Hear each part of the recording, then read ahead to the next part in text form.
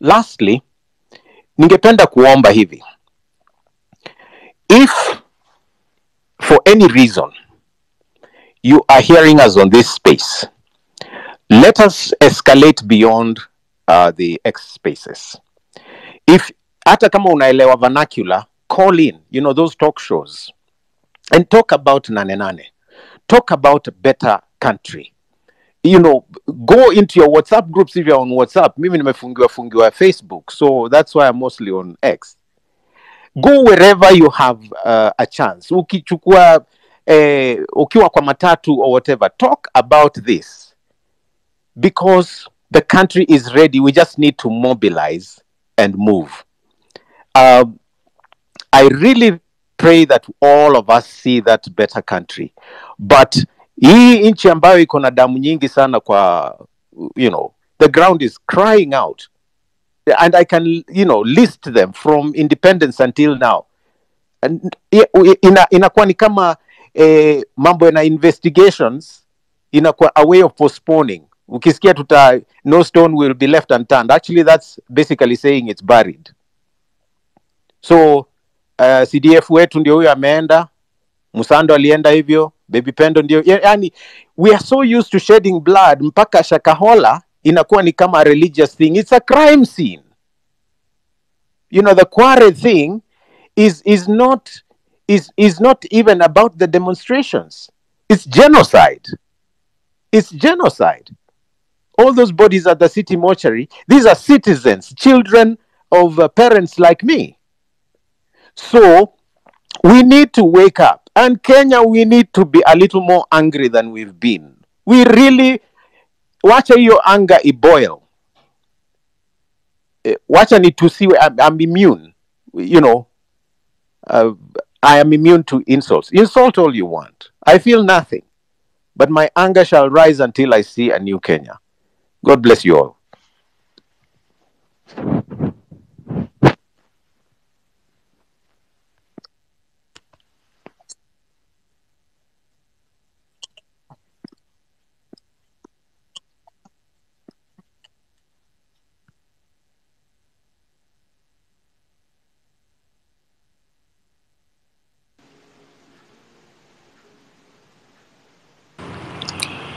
Now, I'm still waiting for Mr. Steve Mbogo to answer my question. Mr. Steve. Yes. Paulo Kimana, thank you very much. Paulo, I think we had a problem from my end. All right. Because I'm a bit out of town. Yeah, but thank you for bringing up this topic. And as I speak as someone with a vast know-how on mineralogy, because that's one of my interests and one of my businesses. I am in active mining in East Africa, not only in Kenya, because you understand that in Kenya, getting the rights to concessions is close to impossible. So I've got interest in Tanzania, and right now I'm doing mining in the Democratic Republic of Congo. So when you talk about minerals in Kenya, you have to understand that Kenya is a very wealthy country in terms of our mineral deposits. And I think last time when I was invited to this space, I mentioned that we have a minimum of 970 minerals in this country. Talk of graphite, iron, copper, coltan, manganese, gold, diamond, cobalt, thorium, chromite, name them all, uranium, zinc. Kenya is a very wealthy country. And I based my conversation last time based on the formation of minerals. And we're told that minerals are formed due to changes of temperature and pressure in the ground. And we're so lucky as a country. We have so many areas that have these activities in the ground. And that's why we have so much minerals in this country. The only problem with this country is that a majority of these concessions were taken over from the 1940s, from the time of colonization. And the majority of the concessions that are owned by the blacks, or rather Kenyan natives, are owned by the big families, and they use these concessions as briefcase companies. So what most of these people do is they use these concessions and get borrowings or fundings from what you call hedge funds, and they don't really put them to use. Number two, the majority of miners who are actively mining in Kenya are doing it in secrecy. When I talk of secrecy, there is a very poor structure on the government to audit and understand the extent of mining activities from these companies that are mining in Kenya. We are told, as per the Ministry of Mining, that mining contributes less than 1% of Kenya's GDP, which really does not make sense. And the majority of minerals that are exported, the government earns royalties of about 3 to 4 to 5% only. And as per the 2016 Act, I think it's the 2016 Act of the Mining, we are told that the sharing of royalties is 70% to the government, 20% to county governments, and 10% to the communities. The Ministry of Mining in itself says from 2016 to date, they have collected about 14.7 billion shillings. And from these 14.7 billion shillings, remember, the 10% and the 20% that is supposed to go to county governments and communities has not yet been disbursed. So we go back to structure. We also have a very bad structure when you talk of mineral exploration in Kenya. And I think it has been done by design because the cabals who control the mineral concessions in Kenya will not accept any Tom, Dick, and Harry to own or have a mining license in this country. That is why some of us, Apollo, it's good you asked me that question, will prefer to go and do mining in Tanzania because it's a business I know, I understand, and I have a passion for. Because I can get licenses easier there, I can get my returns in due time, and same as even countries like Congo. So you talk of some of the biggest companies that are doing mining in Kenya. I heard you mention Taita Taveta, and you said there's a value of about 260 billion. That is even way below the real figures of our mineral deposits in Kwale. Remember, niobium in itself is of a minimum 200 billion. I want to tell Kenyans that in the Kwale area, in the area of, Taita Taveta, we have the largest deposits of diamonds in this country, which are controlled through proxies, and they are controlled by the biggest diamond company in Africa known as De Beers, who have fronts here to secure the area, and they're not doing mining at the moment. So when you talk of the issue of the airport, Apollo, I'm glad you clicked and understood that one of the major activities, and that's why these people need the airport, is because of the mining factor. A country like Base Titanium, Base Titanium is a company that does mining in Kwale. I remember when they opened up their investment in the year 2022, they invested about $280 million to do mining for the titanium. And titanium is a mineral used as a pigment in house paint, plastics, and all those other stuff. 8 months down the line, Base Titanium had declared that they had made $350 million US in less than a year. So you can imagine, within a year, these people had gotten their money back, and they've been mining ever since till to date. We don't know how much the real figures they're mining there. The government is not earning enough royalties from the extracts of the mineral activity. So we need proper structures. Number two, I'd like to touch on the issue of the airport, because I think today that has been one of the bone of contention. And I want to tell Kenyans that a time has come where we really have to open our heads and understand what is happening in this country and the world at large. Most of us perceive this cell as a normal cell. But when you sit down and understand the scope at which this cell or this list is being drawn at, it raises a lot of questions. Many a times I have mentioned to Kenyans that there is a big global agenda to transform governance of the world to what we call a one world order agenda. And I've mentioned enough times that Kenya has been chosen as the pilot country for these implementations. Now, in one of their policies in the New World Order agenda, they are very open and clear, and they call themselves what you call liberal states. They have a thinking that they are going to convert sovereignties of other countries to one world government, which will be liberal. When I talk of liberal, it means countries without borders.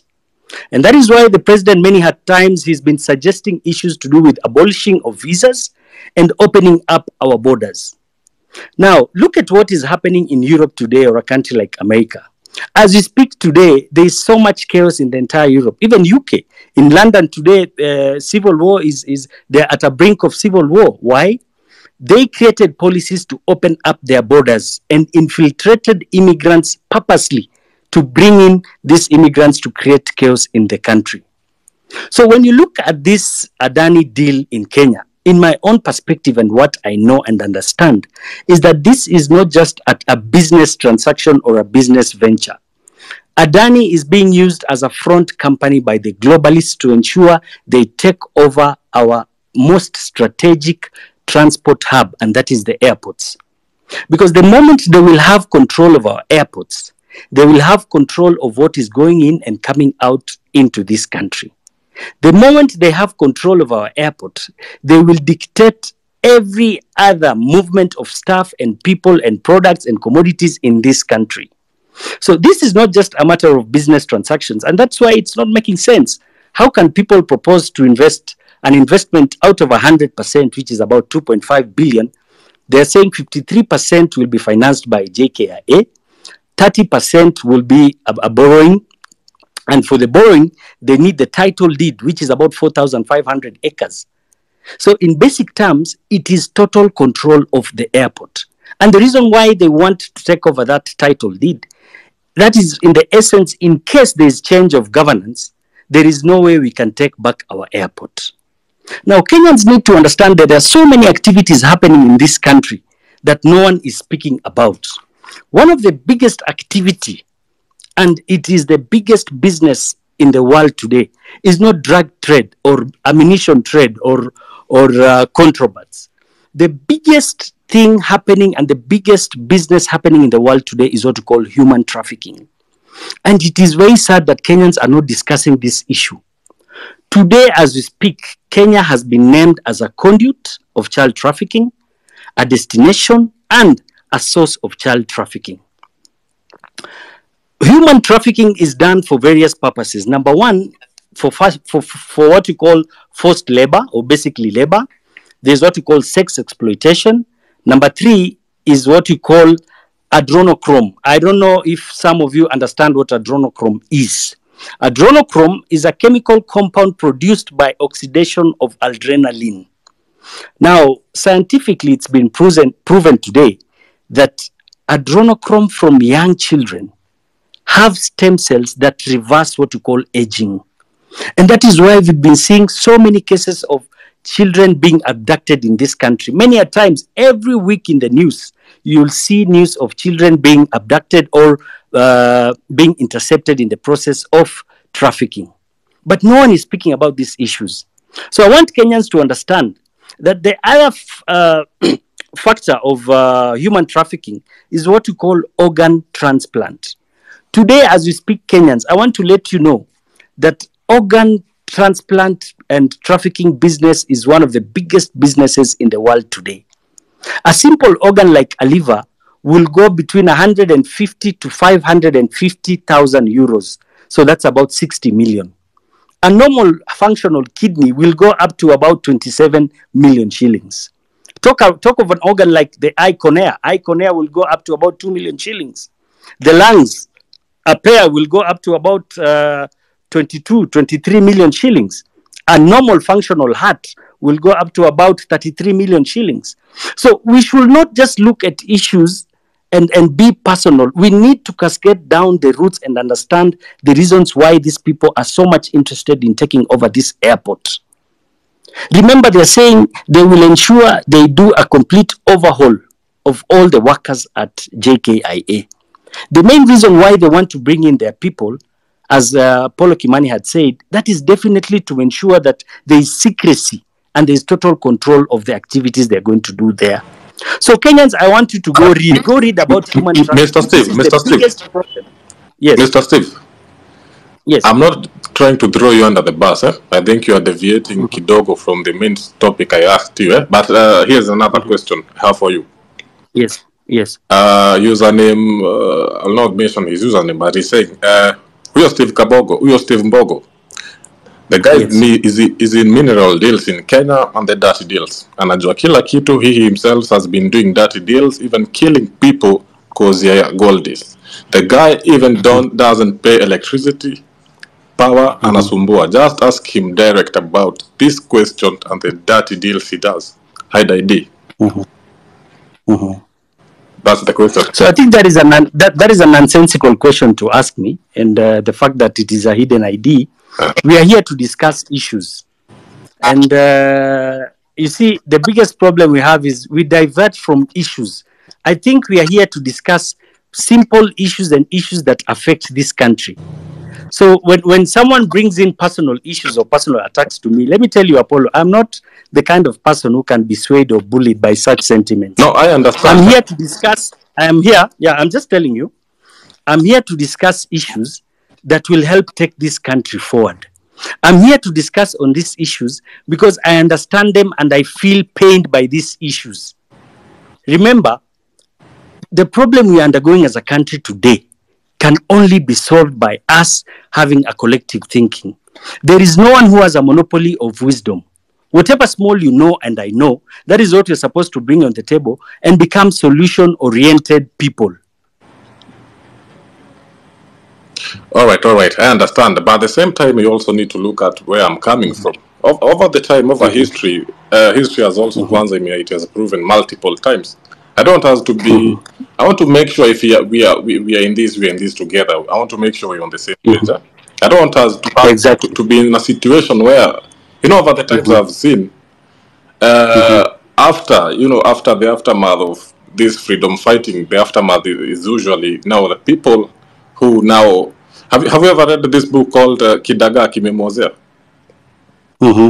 It's a book by Ken Walibora. Now, when these people fight for freedom, wanapigania uhuru, the aftermath is actually the people now, they have decided to that these are the guys we see fit for this job. These guys come back and bite them in the ass, real bad. Yes. So I need to make sure. This is Steve Mbogo saying this. Okay, he's saying this. Is he talking the truth?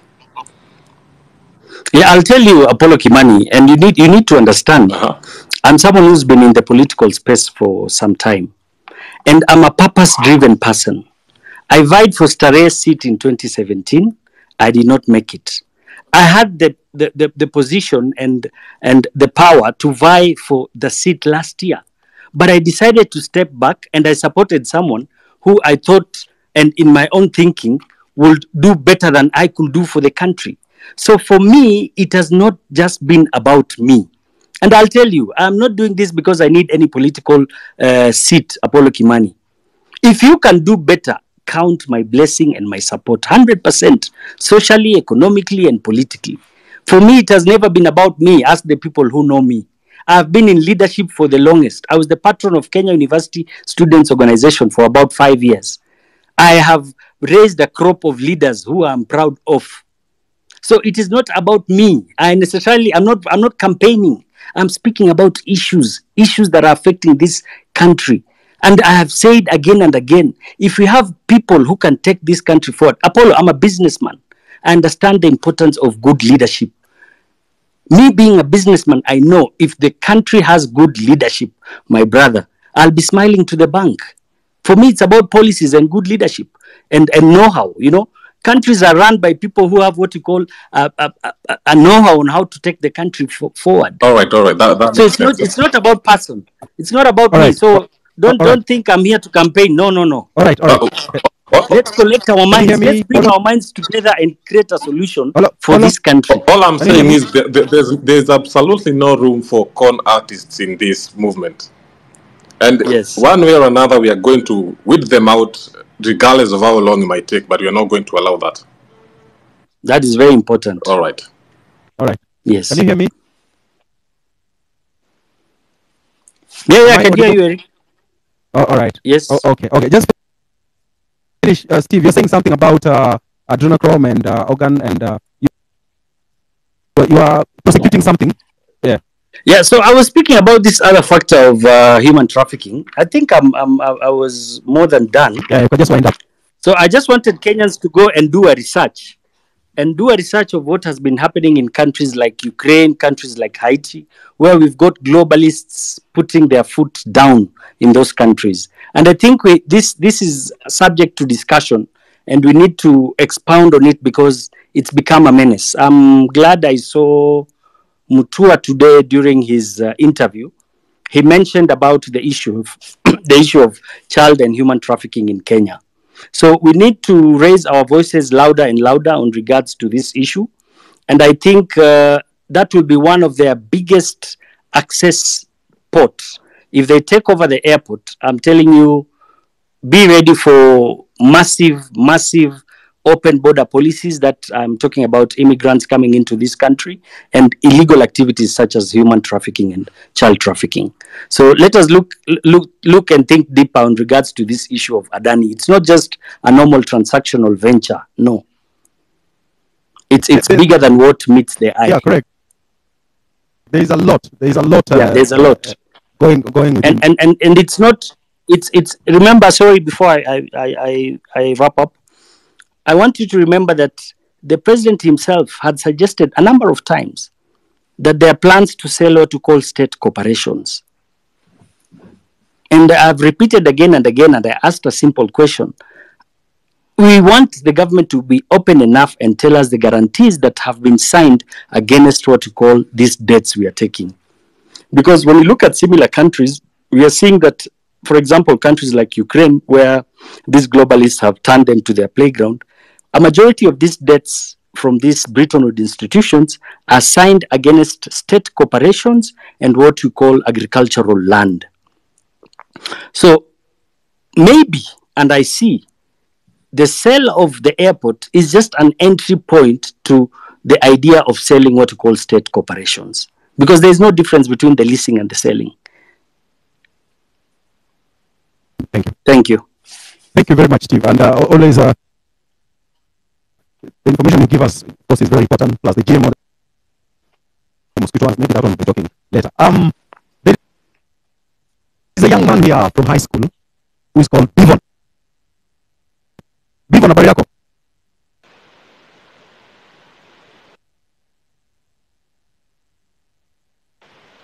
Bivon.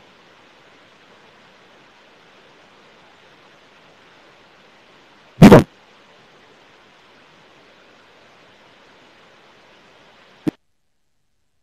He says he's a high school student and he has something he wants to share.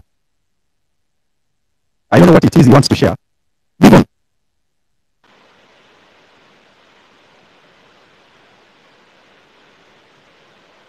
Bivon, you have the mic. Can you say what you want to say?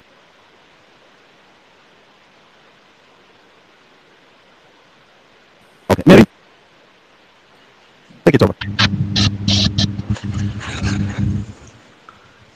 Can I speak? Go.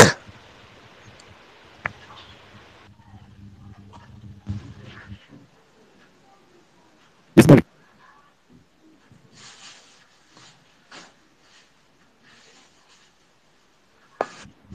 Eric, can you hear me? Go on.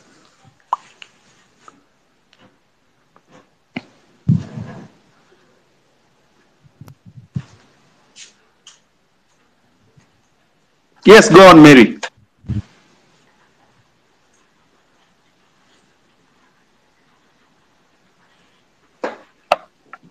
Hello, Mary. Hello, Mary, go on. We are listening. Listen.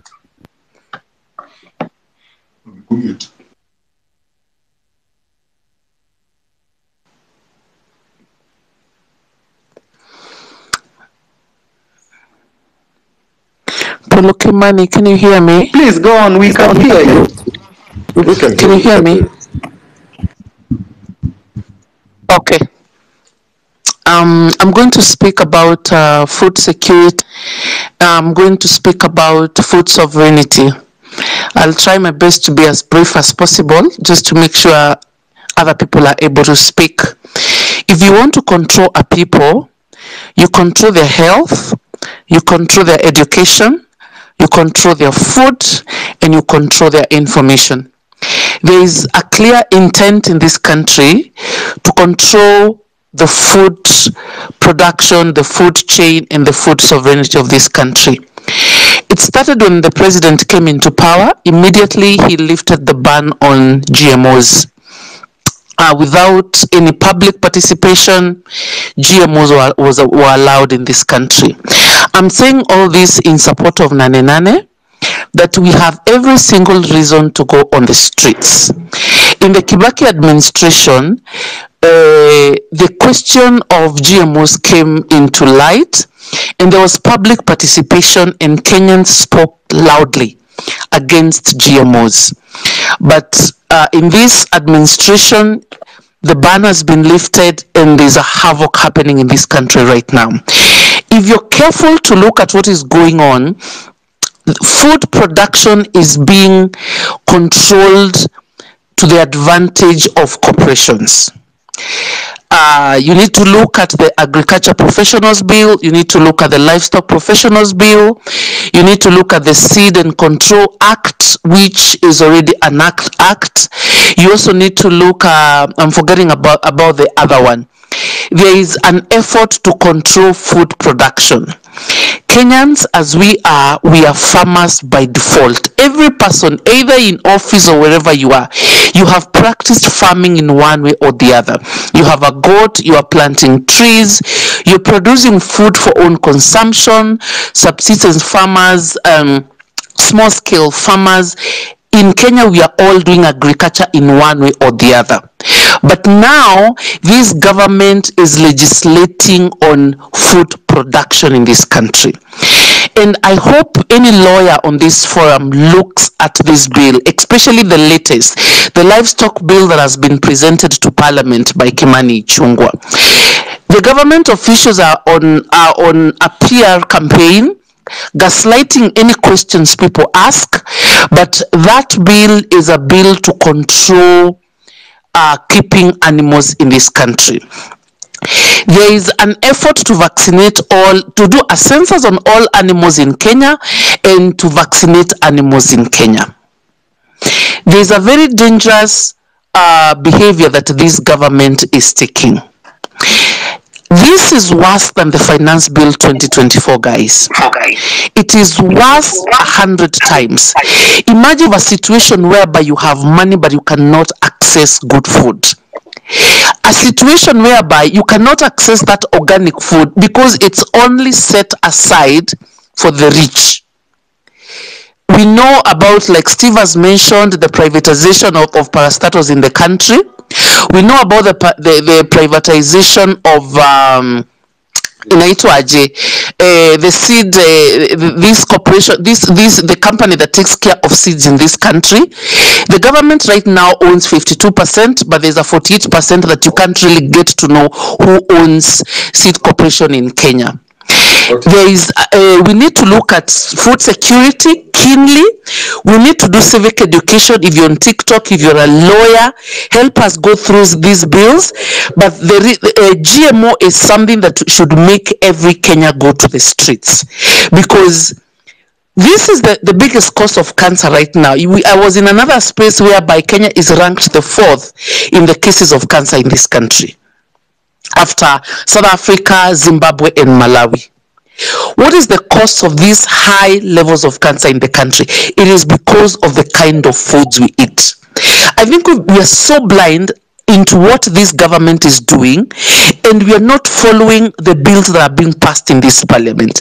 Let me tell you guys, these loans that come to Kenya in terms of IMF and World Bank loans, they are attached with a lot of social economic requirements, and one of them is to pass these bills. So why is agriculture being censored? So why are they not passing bills on things like engineering, architectural? Why are they not controlling any other profession? They're just keen on controlling agriculture as an activity. This is very sinister, and I'm calling upon everyone to look into these bills touching on agriculture being passed in this country. They are coming out like good bills, but they are not good bills. They're just meant to control. Like, you're supposed to be registered to be a farmer. You're supposed to have a certificate to be a farmer. Where the hell do they get these bills from? We've been farming all the years. So now we need a certificate. Look at the penalties attached to people who practice agriculture without being registered. Where is this government taking us? Guys, let's look at issues of food sovereignty and food security in this country, because I think this is literally treason that is being committed against Kenyans. Thank you.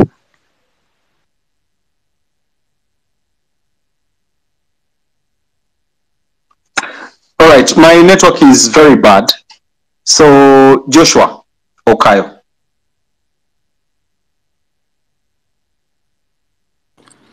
Hi, can you hear me? Kindly confirm. Yeah, we can hear you. We can hear you. Just go on. Thank you. My name is Joshua Okayo, and I think I was called to this space because of what I've been doing in the past 2 weeks. Number one, I must say that I'm a sad man today because of the number of bodies, lifeless bodies that have been discovered, and it's so painful. It actually reminded me of when I was abducted, and I thought about it. Probably I would have been part of that statistics today. It's really painful, very painful, and something has to be done. And that's why I'm going to start with a Bible verse I wrote today. And the verse is Joshua chapter 1, verse 9. The Bible says, let me just find it, sorry. All right. Joshua chapter 1, verse 9. It says,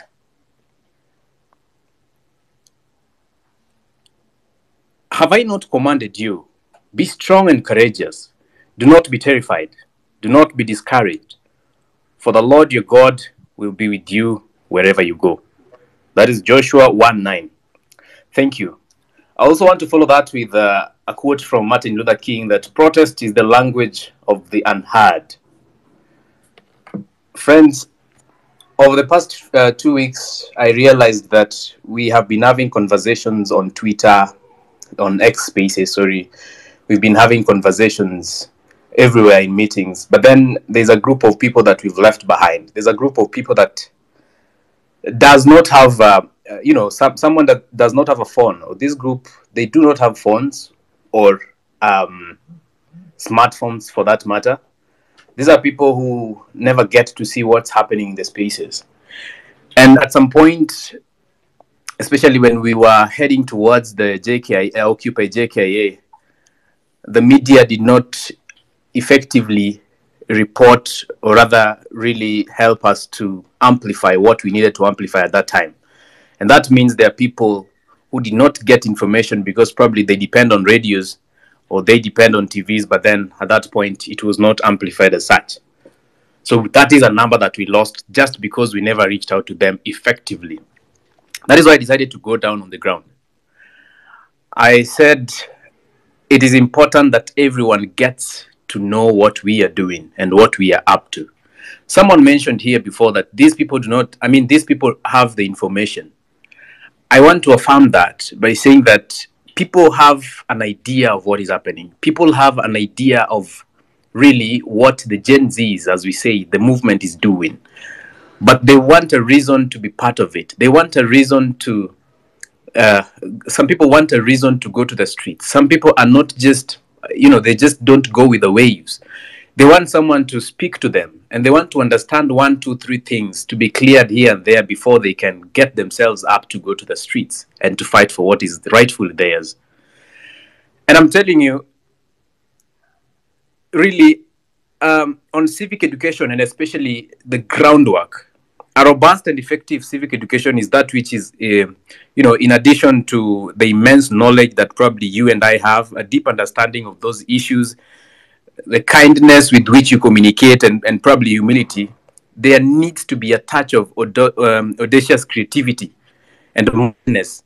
You have to be a little bit mad for you to succeed in addressing and communicating the issues that we are taking to the ground.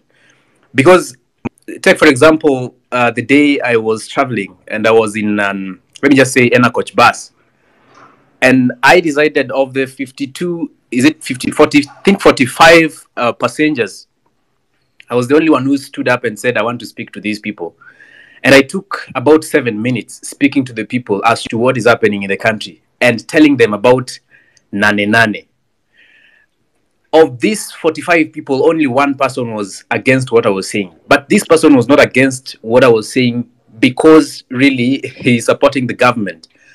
This person was against going to the streets because he's a guy whose brother had been killed in the protests. He was so angry, he was hurt, he was in pain. At this time, he was traveling from home, going back to Nairobi after the burial. The lesson learned from that point is that even as we take message home, even as we take message to the ground level, we need to understand that there are people who lost their people. And much as they may have enough courage to come back to the streets, they have to be recognized and they have to be told pole before we start anything.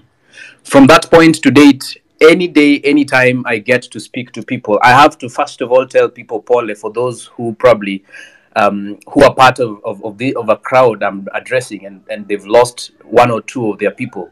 That is one thing I learned. Another thing I learned is yesterday I was in Nairobi CBD. I was speaking to a group of people and I realized that these people actually have knowledge and people are discussing on the ground what is happening, the Adani group, JKA and all stuff.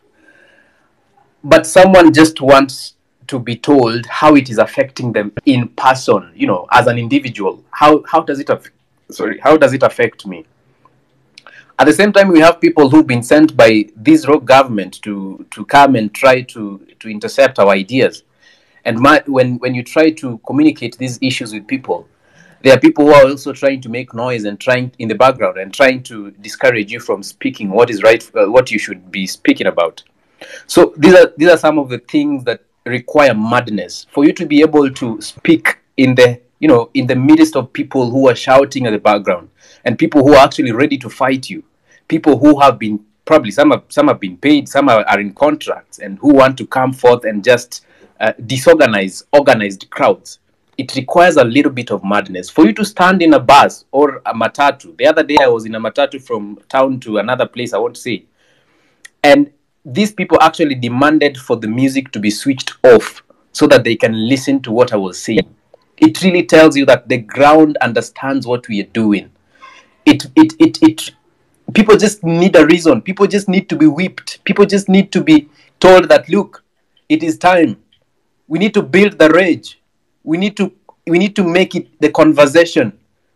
We have had all the ideas. We have had things about punitive laws. We've heard about the issue that are affecting Kenyans. I can speak about so many issues. University fees. I can talk about the university I went to, University of Nairobi. I paid 26,000 every year. Right now they are paying, I don't know, in hundreds of thousands every year, academic year. I paid only for 5,400 for accommodation. Right now they are paying, I think, 39 or so thousands every year. I mean, every semester. We can talk about the acts and everything. We can talk about the carbon credits and people adopting forests, Rachel Ruto adopting forests, and we know what is behind that really. We can talk about the livestock bill and the punishment for any offense committed within that act. 500,000 Kenya shillings or 1 year in prison. I mean, for a normal Kenyan. You understand? Really, these are the things we need to tell people. These are the things we need to communicate even as we do groundwork. Now, ways of doing civic education are so many. Me, I've done matatus and buses and markets. I've done border shades.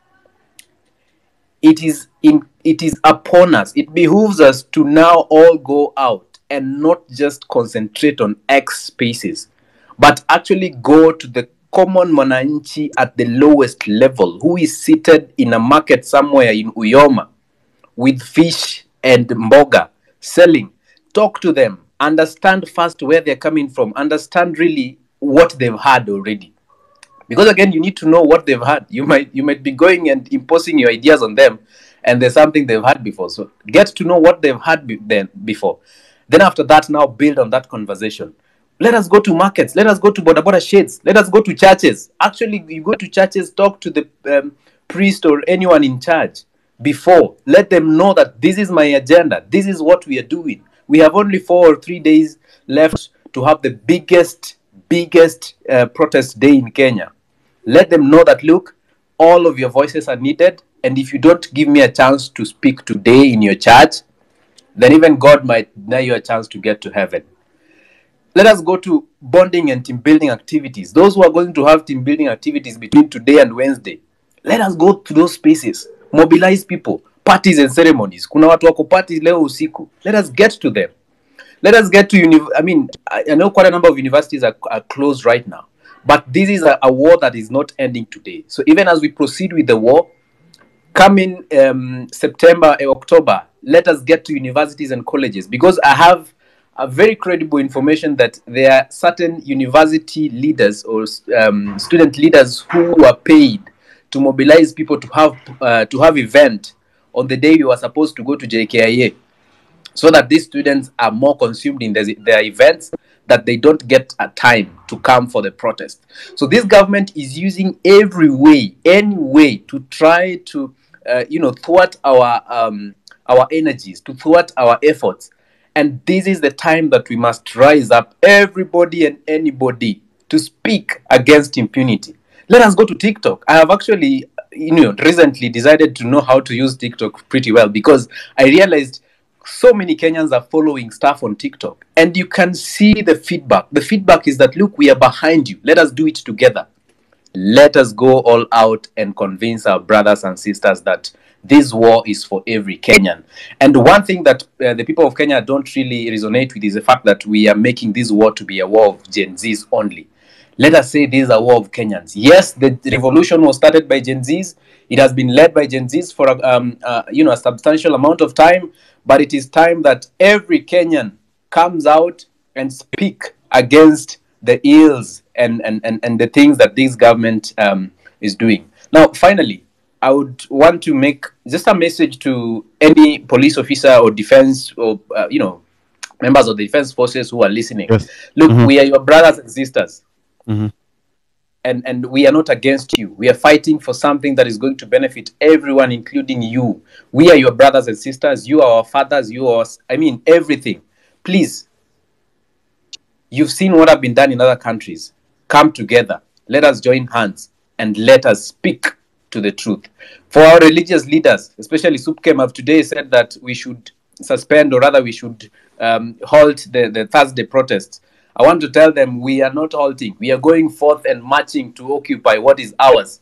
So the religious leaders, those who have not spoken, please come out, be on the right side of history, and make it known that you want a better Kenya. Make it known that at some point in 2024, you supported the people of Kenya against an illegal government. Finally, and very final, this is a just cause.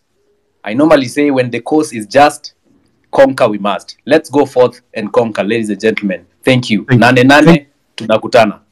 Nane. Thank you very much, Joshua. Thank you for your submission about civic education, a very important ingredient in any form of revolution. Revolution of the mind, revolution of the politics of that country. Civic education, political education. That's what we have been missing here on this app. Of course, there are people who have been teaching us and sharing with us, but I know that is something that is going on even right now offline and in other apps like WhatsApp and TikTok. Thank you very much. Bivon, the student. I'm giving you 1 minute. Thank you. Good evening, everyone. My name is Bivon. I want to make my submissions. Actually, I'm not talking about, maybe some of you are talking about maybe civil education, some of you are talking about food security, but mine is just mobilization. As a high schooler, I want to tell you that Nane, we will be there.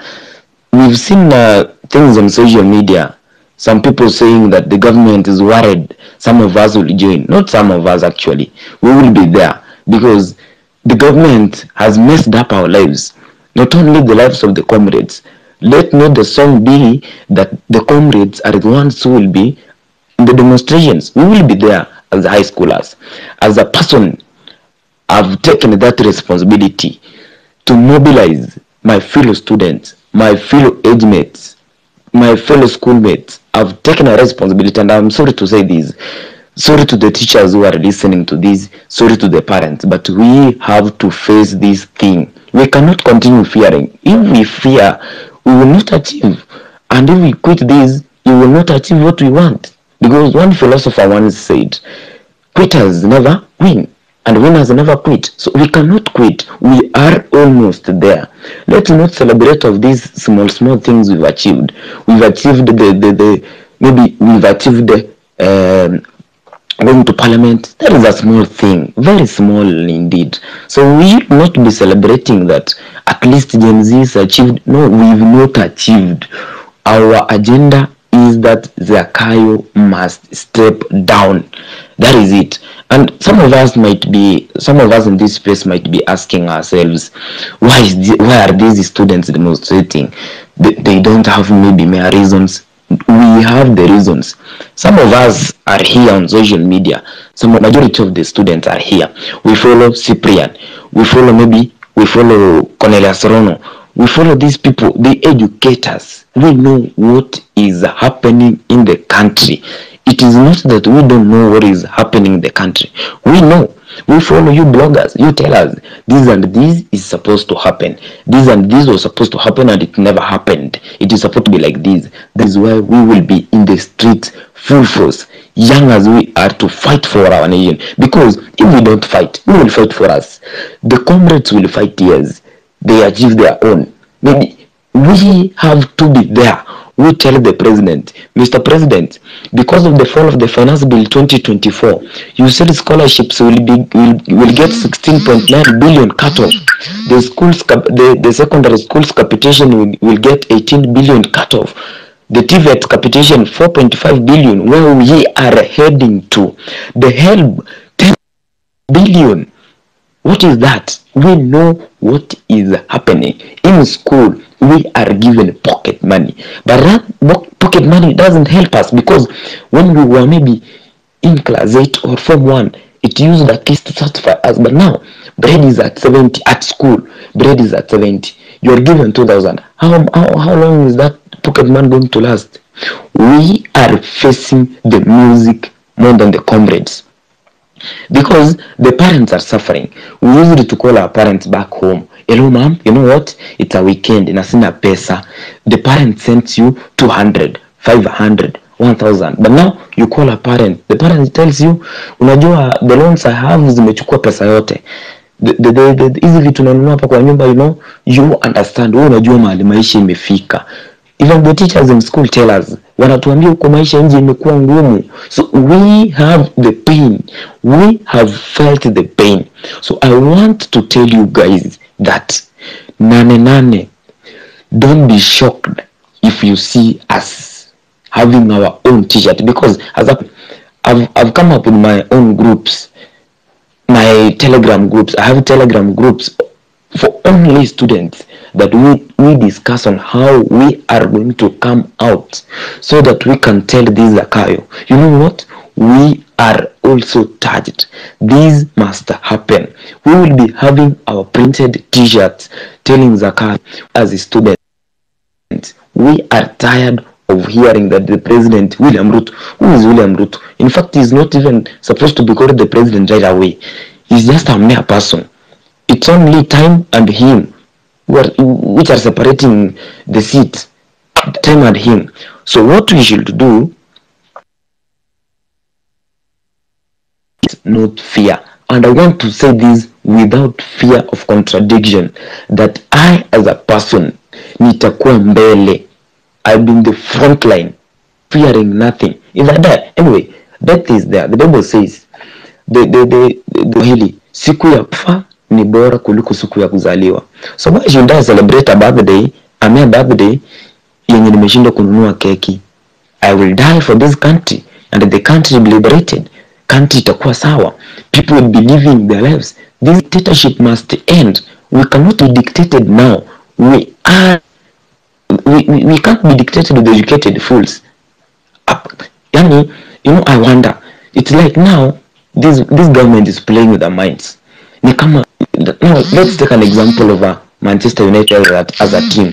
Manchester United, maybe as an example, has failed maybe it's down 2-0 goals, 2-0 goals. Now the court comes in, says, you know what, Onana, why do you know why this team has maybe has not performed well? It's because Onana is supposed to play in the midfield, and maybe Anthony is supposed to go back to the goalpost. That is what Ruto is doing, migrating CSS to this place, removing this CS, taking him to the center, taking him to the center back, migrating from the center back, taking him to the forward.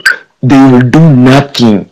That is playing with the mind games that we are in fact out of.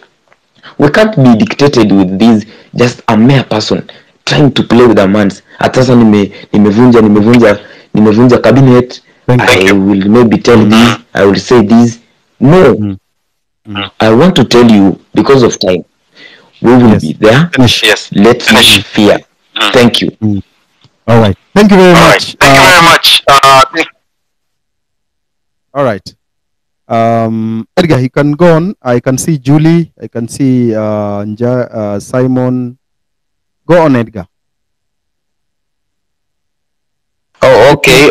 Thank you so much, Amerix. I hope I'm being heard. I actually dropped as a co-host. I've been having connectivity issues, and the space has been reported severally. So I also understand. So I'm going to continue giving people a chance, even though I'm not a co-host, but I'm going to give the people that have the mic a chance to talk, at least for 2 minutes, because this citizen assembly is about you guys. It's not about Amerix, not about Cyprian Nyakundi, or it's not about Edgar. We must have these conversations, no matter how uncomfortable it feels to have the conversations, because at the end of the day, we do not have any Kenya. We have this one Kenya, and we must protect it at all costs. So Julie, hi, how are you? You have the mic. Good evening, everyone. How are you? Can you hear me?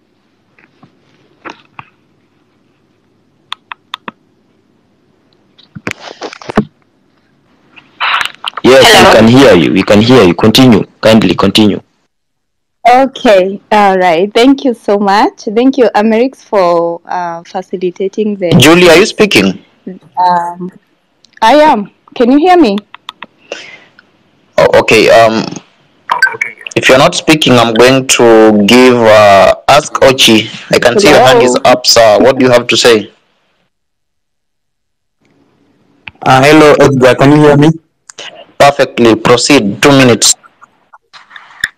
Thank you. But Julie was speaking. I think you can't hear her from your side, but she was speaking. So let her finish, then I'll come in. Okay. Thank you. Really kindly finish. I couldn't hear you. I can't hear you. Can you hear me now?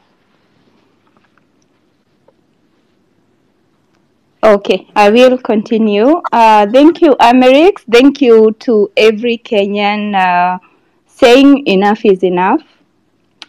I have to say that a lot is riding on this movement, and I think there is so many people out there who are looking up to us Kenyans, what we are doing right now, demanding for what is rightfully ours. We are not asking for too much. We are not asking for anything extra other than that what we deserve, which is a better Kenya, with the leaders who know what they are doing, because currently is like the current leadership is blind or something, or tone deaf, because they are not listening. They are not answering our questions. They are not giving us way forward, which is really sad. I feel like our current leadership, they had perfect opportunity to rise up to the occasion, to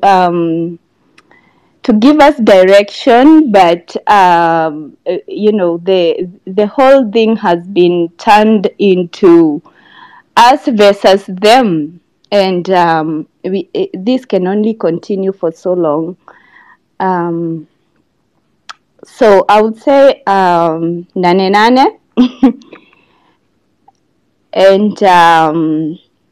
And also I had these questions.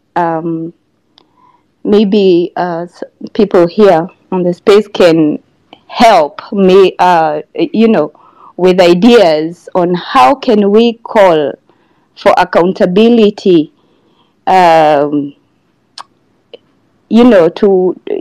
given what,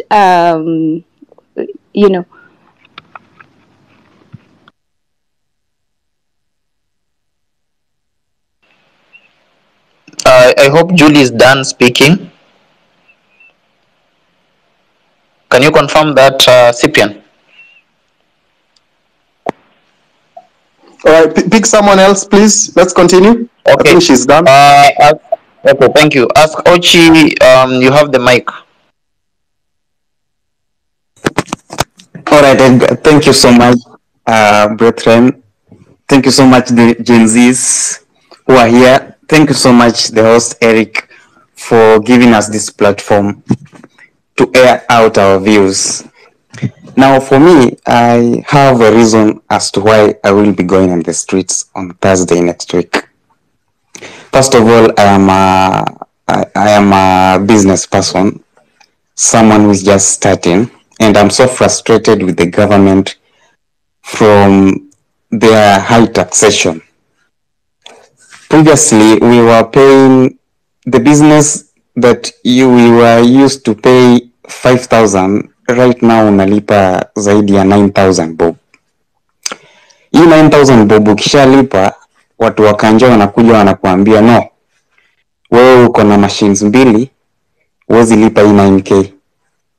Review your license application, update. Wakikufanyisha hivyo inakuja 14,000. Ukiwaambia that you don't have that money, wanakuambia no. Sasa kwa kusaidiana utupe 500 ama 1,000. They will again come after 2 days. If you don't have that money, unawatumia hiyo 1,000 ama 200 unawapea. So inakuwa ni kama unafanyia kazi hao watu. So unaamua unalipa hiyo 14,000. So since that money inakufinya kidogo, since we ni mtu unaanza biashara, una decide acha nitafute ka fridge, at least niuze juice isupport your rent. Ukitafuta fridge ulete, wanakuja wanasema sasa wewe sasa ushakuwa na biashara mbili. You have a mini cyber and you have a fridge. So this fridge is also taxed. So again, you go and review. Una update tena hiyo license yako. So unapata unalipa pesa mingi sana kwa government to a point you go at a loss in the name of paying taxes. So that is the major reason personally as to why I'm supporting Nane and Ruto must go. It is so devastating. And also guys, niko na majamaa wangu ambao they are worried because guys, most small wigs they have a reason to worry because wakienda streets na wabambwe, jamaa kuwaongelelea si rahisi na inaeleweka since they are small wigs. Na wanaogopa sana, especially those anonymous boys in outbacks. So I was requesting Edgar, Eric, Nyakundi, we discuss a strategy of how we are going to demonstrate so as to reach this goal of stick together or be scattered and perish. What strategy are we going to use to stick together? Ndo maboys wetu wasibambwe. Because people are in this. People understand what is going on. The only thing they don't have is a directive and a strategy to use to demonstrate or protest. The other day I was Otis Sonko at TUM and we were talking to a few comrades. People are so frustrated, especially comrades. For example, Eric, mimi niko TUM. Tumesoma TUM na Otis Sonko. Hiyo shule bro, mimi nikiingia tu Chaotic Sonka ameingia hiyo tu mess ikiwa haiko, but mimi niliingia mapema. Nikiingia tu kulikuwa na mess pale. Mess mimi nilikuwa na survive na at most 70 bob a day, because in the morning nilikuwa na kunywa chai na mkate at 15 bob. Saa saba nilikuwa na choma rice, hiyo ilikuwa 20 bob plus veggies. Jioni mimi nilikuwa nakula sima na mboga, hiyo ni 22 bob. It was very affordable. Though still that mess of ours was most expensive compared to other universities. Hiyo mess ilikuja ikatolewa. I don't know what happened. There are very many stories. Rather, that mess has been taken over by a private investor whose prices are not affordable to many comrades. From the statistics, most comrades walishindwa kustahimili hiyo survival, and therefore they dropped out. As you can imagine, Edgar, I had a roommate, siwezi mtaja. That guy tulikuwa tuna survive na yeye. That guy angetumiwa hata 300 a week ama hata 200. So you see hiyo 300 ama 200 alikuwa anaibajetia, ana survive nayo pale mess. Saizi food yenye alikuwa ananunua 20 bob, saizi hiyo food ni 70 bob ama 100 bob. Sasa so unaona hiyo 300 haiwezi msustain saizi. So you see, such students had to drop out. And these are the many problems zenye zinaanzia huku chini, na ukiona kitu inafanyika huku chini imetoka na huko juu. So guys, we have very many reasons to go to the streets. Mtu mwenye anasema etio tunaenda ku waste time kule streets, haja feel test ya hii ama haja kuwa hit na hii government. So guys, I'm supporting Nane and I'm giving you morale. Tutoke next week Thursday to the streets. Let us air out our views, and mimi usema kila siku we must be heard because we matter. Asanteni sana. Eric, tafadhali muzungumzie hiyo strategy tutatumia ndo at least maboys wengi watokeze. Thank you so much. Okay, asante. Thank you so much for that. I'm going to bring in Captain Gaira. How are you? How are you, Captain?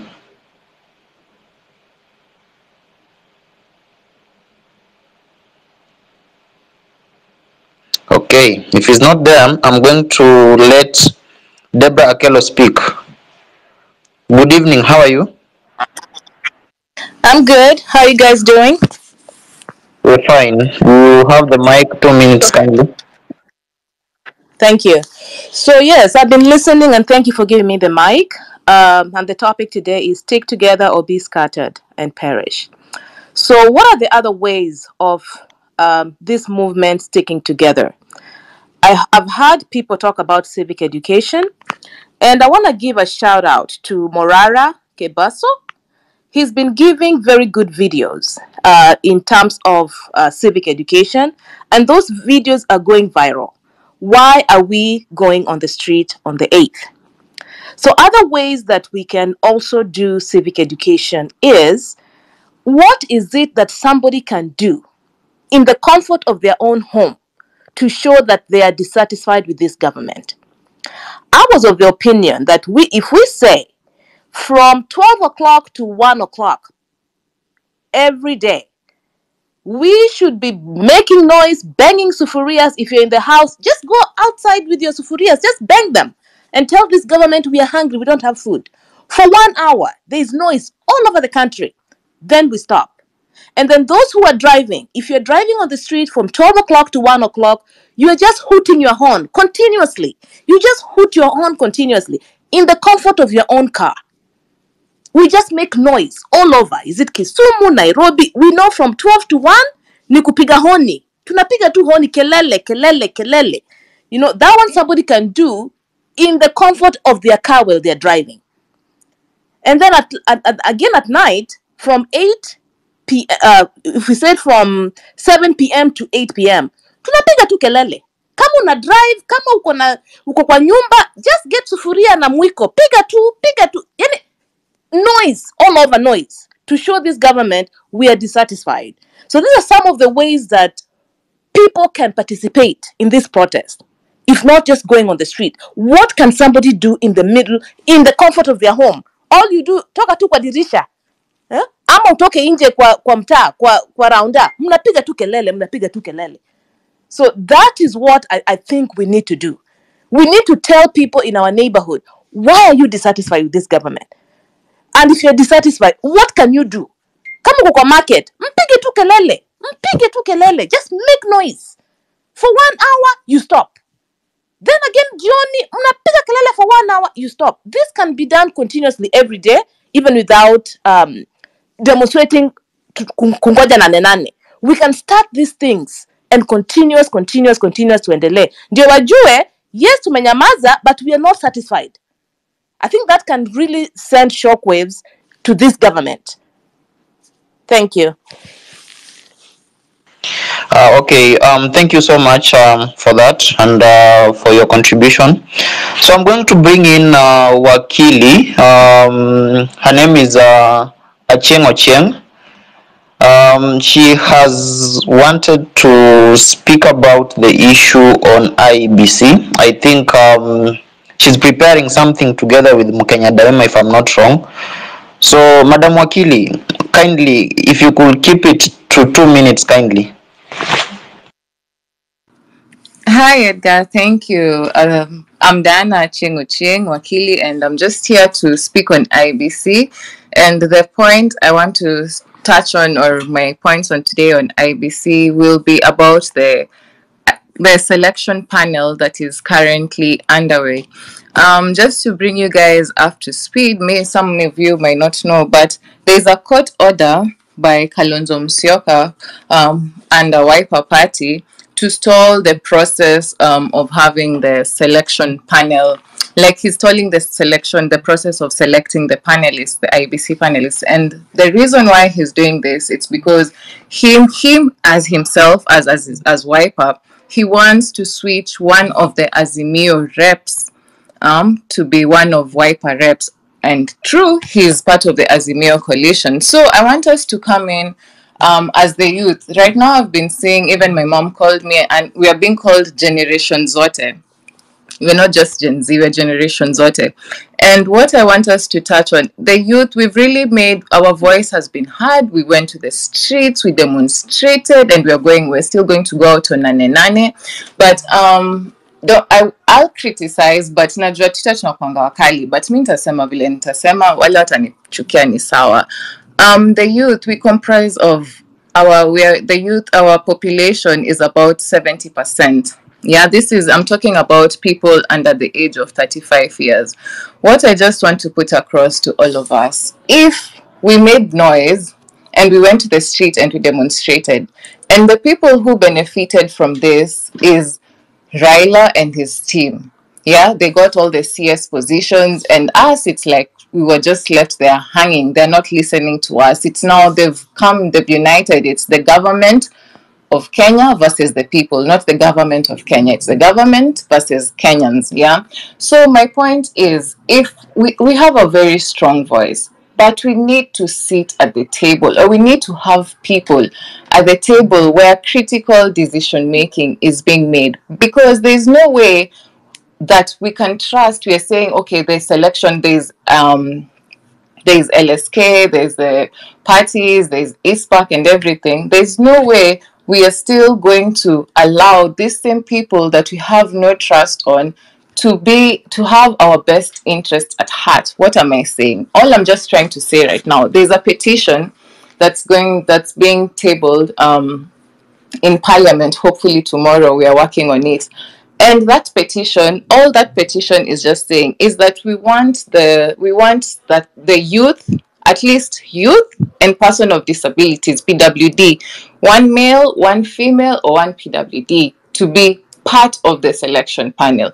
And I feel like this is important, because if we have somebody who is there in the table where these tumbocrats are going to make decisions that are going to influence our lives, because I've been in this space, and we are tired, there's hopelessness, but we're still fighting. And especially that the numbers of 247, nilisikia namba nikasikia kama nitachizi.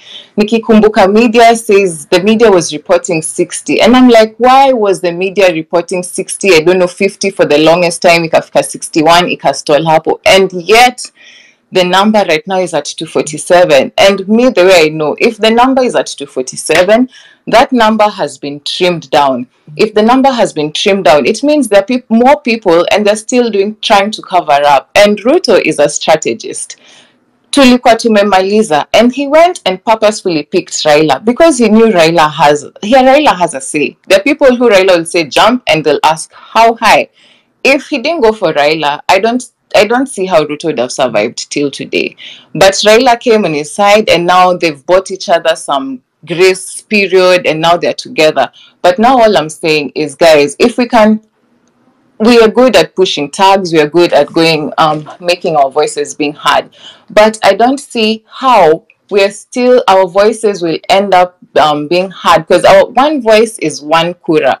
One kura is one vote. That's one vote too many. If we can have people, our people who we can front, 3 names that you can front based on that petition, so that at least as that selection panel is going on, it's just not fully influenced by people who already have a say. LSK, I have so much faith in LSK and as Faith Odembo as the president, but I cannot say I have faith in all the rest. And by that, how many people? I've just minus 1 LSK. Is it 1 or 2 positions? That leaves 7. So those 7 are going to influence the commissioners that are going to be the ones that will handle the whole elections.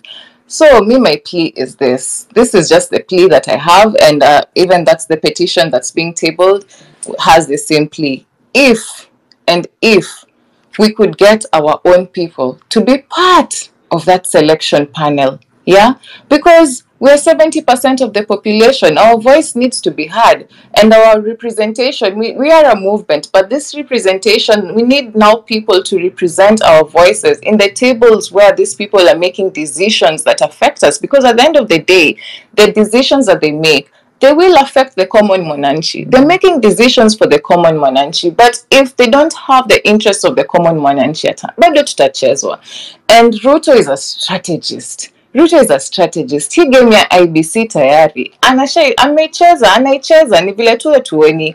We're good, we're planning here, Nane, that is good. But what I'd want is, even going forward, is we need to strategize. We need to be beating Ruto at his own game. Haezi kakwana to clap all the time. Right now, if we could get people to the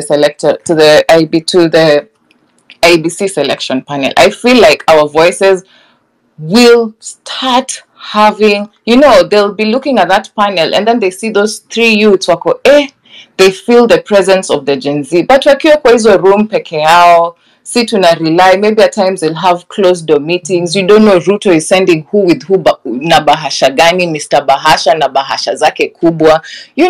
All this is influence, and this influence is going to the topmost thing, the IBC. This is our bet, guys, because just imagine the rage that you're feeling right now. And we're in 2024. 2027, imagine wakituibia kura. Haitakuwa kitu poa. All right. So the selection panel, guys, if we can push to have people, the petition will be there tomorrow in Parliament. All right. And if it can work, it will be really good. That's all I had to say. Thank you very much. Edgar, please ensure that speakers are not going beyond time so that everyone can speak. What was his name? Mimi ni small wig, what? No, everyone should speak whatever they want to say, as long as it is building towards whatever objective you want to achieve. 2 minutes maximum, and then you give someone else the mic. And if someone spoke last week, don't give them the mic.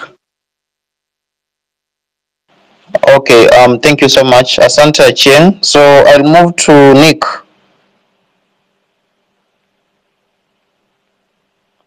Nick, Naja. Okay. Let me move to AK. How are you? You have the mic. I'm good. Thank you very much for letting me jump up and speak. And I've been listening in for a while, and I just wanted to come up and just offer my a bit of advice in terms of what I'm hearing and everybody, with concerns about the movement and getting the people together. And one of the things that caught my eye about this space was the amount of people here. And I think that's important. I think everybody can do their part to come together in spaces like this and learn from each other about the cause, about August 8th, and I think that's one way of doing it, and that's the way people can organize and come together in the streets there in Kenya, and that's the way that you can spread that message to each other. In different countries, you look at places like the United States, how they can organize protests and get movements together. Different places like that. It's just a lot of that comes from people connecting online first. And I think it's effective when you have the momentum of the people coming from spaces like this where, you have that connected togetherness, the shared beliefs and the shared perspectives, but also learning people with different perspectives that both believe in the cause. So I think that's important. I just wanted to come up and say, I posted a post here in the blue pill that I used with a little bit of references from some of the comments. I used Grok AI to make it, to just kind of give a quick description for people who don't necessarily know basically what everybody's talking about. And then I did also go and make a picture with AI just to demonstrate some more visual ways of getting people's attention. And I think that's, to me, what I try to do with different causes that I go around using X. It's a great platform, and it's only growing in its ability to connect the people against exactly what this cause is representing, which is rising up against corruption in the best interest of the people. You guys have support all the way around the world, and so I wanted to come up and just offer that to you and say, keep doing what you're doing, and we wish you the best. Okay, thank you so much for your submission, and thank you so much for keeping it short. So I'm going to give John Osebe a chance. John, how are you?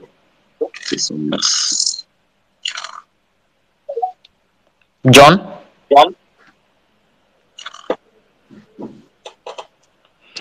Sasa, okay, why should you request for the mic? Hello. When you're given the mic, you come up here and you do not speak. John, can you hear me? Hello, sir. I can hear you. Okay, Edgar, I'll move to Keoti Sonko. Edgar, can you hear me? Hello. Hello, Edgar, can you hear me? Keoti Sonko. Okay. Thank you so much, Edgar and Eric. Nachukua fursa hii kwanza kuwashukuru. The last week I was here but I was unable to speak. I don't know what was happening with my device. But today I'm here and I want to report to you guys that David Mugonyi of the CAK is currently meeting the editorial chiefs in the media sector and has already threatened them. So the editorial sector will face it rough because the advertorial chiefs have decided to sleep with the government. So guys, I'm giving you this information because currently the media, I mean the local media, the TV stations, the radio stations have already been compromised, and there was a time they were even threatened that they shouldn't cover the protests. So that is what is happening, and of course they have also barricaded the stops along the ways from 6 kutakuwa na ule msako. But still, we are not going to give up because we really want each and every person to come in CBD, yeah? And our protests zitaanza at exactly 7 a.m. and they will not end. Ikifika saa 12 jioni, we are not going to end like what happened on 25th. We will still be in town. So guys, when you come in CBD, come prepared. Come with your charger. Come with your with your device ishakuwa charged. Come with anything you think inaweza sustain for at least 2 days, because Nane is not going to be business as usual. We have been crying here and there, but the government, they have not listened to us.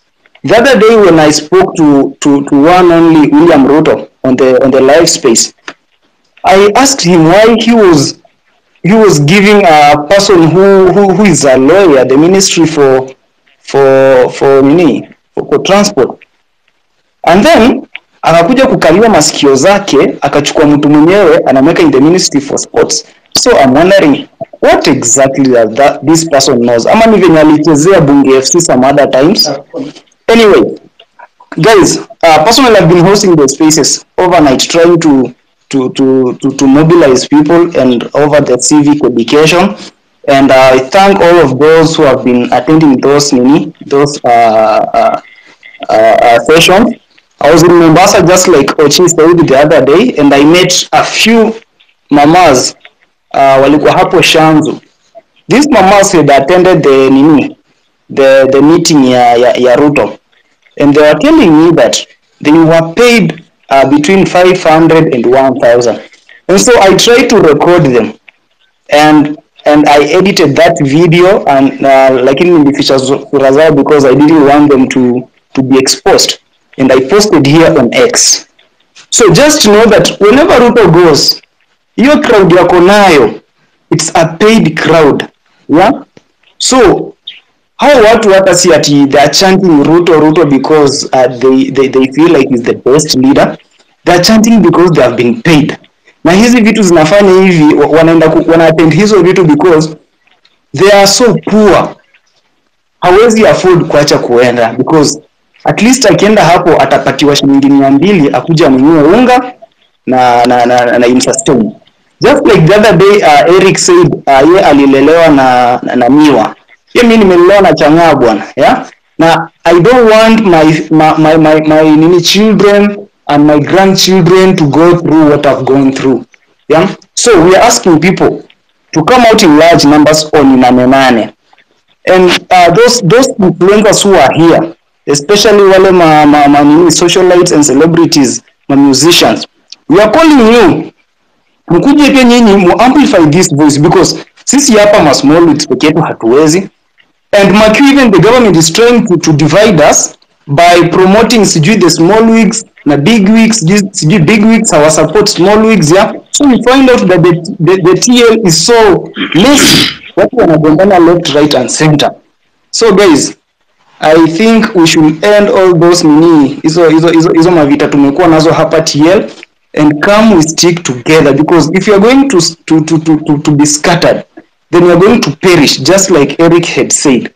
So wale mko TikTok, Facebook, Twitter, here on X Telegram, Instagram, WhatsApp, usiwahi lala kama haujongelesha at least watu 10 kuambia tarehe 8 mwezi wa 8 tuko nje hadi masaa 8 za usiku wa manane. Anyway, thank you so much Edgar na Eric.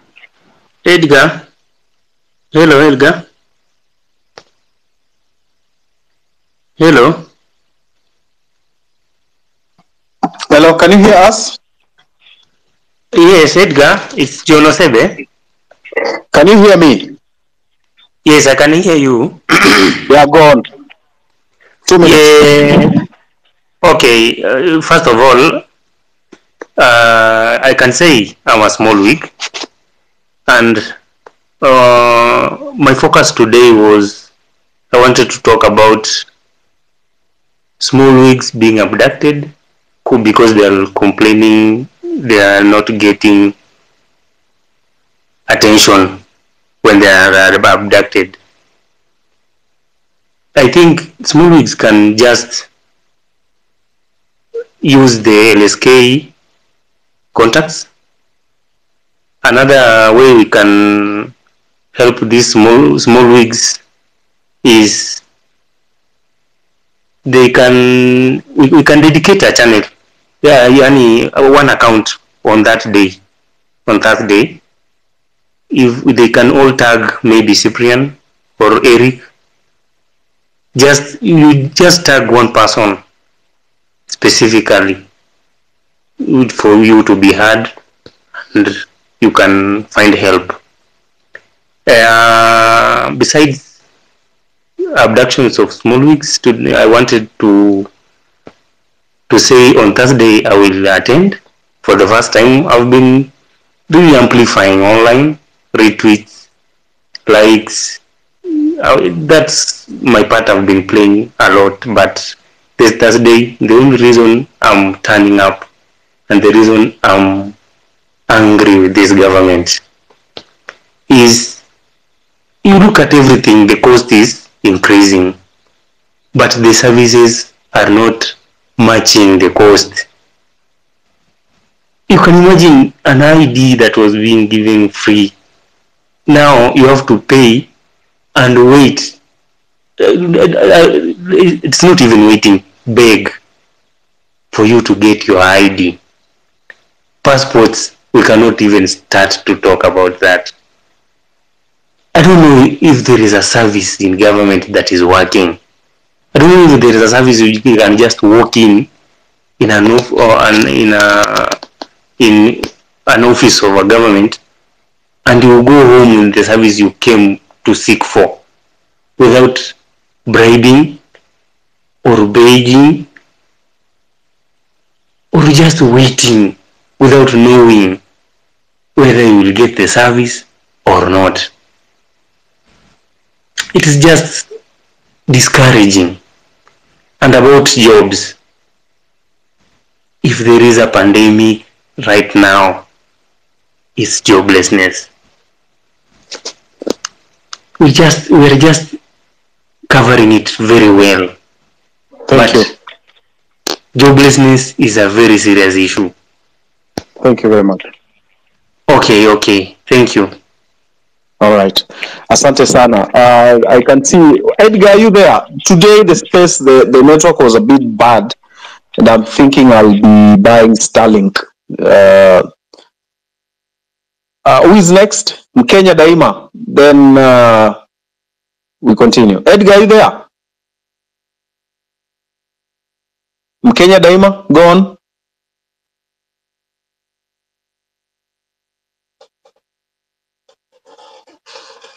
Mkenya Daima? Yes, can you be able to hear me? Yes. I'm here, Edgar. Yeah, go on, please. Okay, thank you. The reason why today I picked the mic is I wanted to highlight and say that this fight is in all fronts, and I sat down and I said I'm not going to be left behind in terms of taking part in different sectors. I took time to go through the NADCO report, and I've been working alongside Diana and other lawyers. And the reason why, what happened, the way you saw many politicians celebrating the NADCO report, it is because they have already stolen the future elections. When we are here fighting for how things should be done, they have already stolen the future election. And this is how they have been able to do it. When you go through the NADCO report, there are a few things that you're going to notice. One thing is they have given Azimio 2 slots. They have given Kenya Kwanza 2 slots. They have given the church a slot, the Muslims a slot, LSK a slot, and also they have given the accountants, certified accountants slots. So there are like 9 slots for the IBC selection panel. And the importance of this is that this IBC selection panel, it is the one that will choose the 70 commissioners. And the thing that I want us to know, I want everyone to know is we're not going to be left behind in terms of being on the table. That is one thing. And that is where they've been beating us. So I sat down and I said, I will not just be left behind. I'm going to go through the 520 pages of the NADCO report to make sure that I understand this report and also collaborate with other people. This is the first petition that will be presented to the parliament that I am part of. I don't care whether I'm a villager from Sekuru. For those who know me, I'm a villager from Sekuru, and I've been mobilizing for Nane from Sekuru. So I don't care about that aspect. Right now, I've realized that we are not going to take a back seat and say, oh, watatupangia. No, we are going to be part of those conversations. We are going to be on those tables whereby even when things go wrong, we clearly know that there is person for us. There are people who are telling me, Mkenya Daima, what if LSK, the church, and the rest of the people decide to choose a youth? No, these are things that we demand. Youths and people living with disabilities have always had a representation in every aspect of our country. Where is it that when we come to the critical issues of IBC selection panel that is responsible for how we select our leaders and everything, that the Kenyan youths have been left out?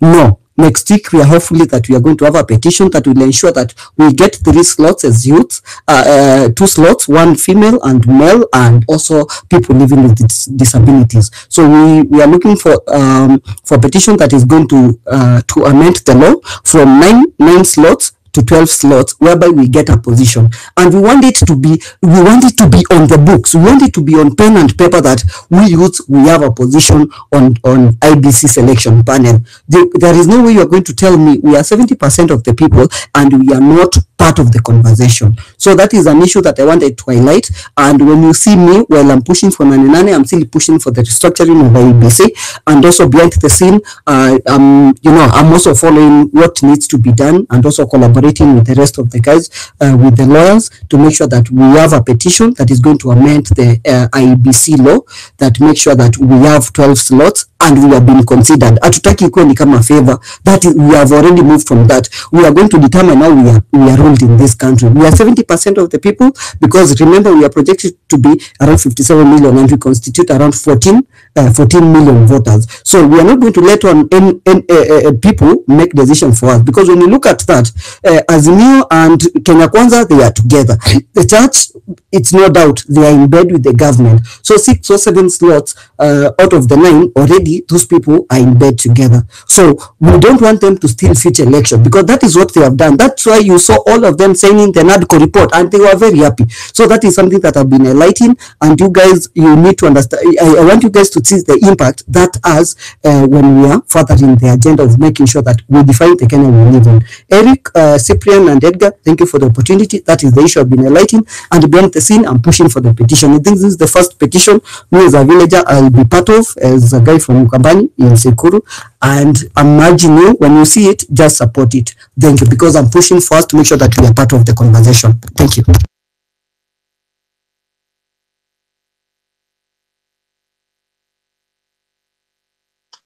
All right. Thank you very much. Can you hear me, Edgar? You know, I have to confirm because my network is bad. Cyprian, can you hear me? Eric, I yes. think Edgar can't hear you because he just communicated with PM that he's not able to hear anything on the space. Okay, thank you very much. So I see Billy Mijungu.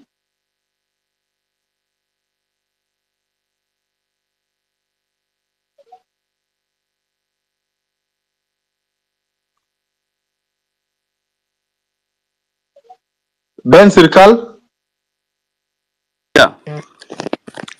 Yeah, thank you so much, Eric and Cyprian and Edgar, for giving me this chance.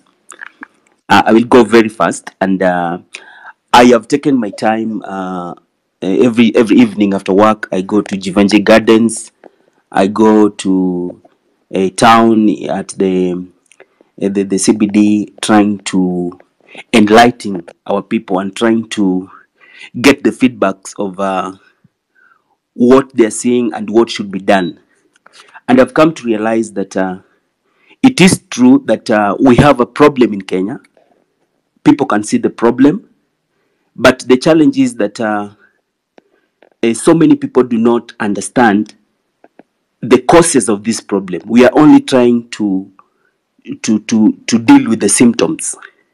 I think the problem is very, very deep, because the executive wing of government is not working, the legislature is not working, the judiciary is not working. There is nothing that is working in this country. Even the families, the social fabric of a society is torn totally. And I have analyzed this problem, because if you want to analyze a problem, then you first understand the problem, you try to get the evidences, and then come up with recommendations. And if you talk to so many people in the streets, they're saying that the recommendation we have is protests. And you see, if you look at protest, That's a political solution for a political problem. So we've decided to have a political solution, but the problem that we're having as ourselves is that we are not ready to get organized.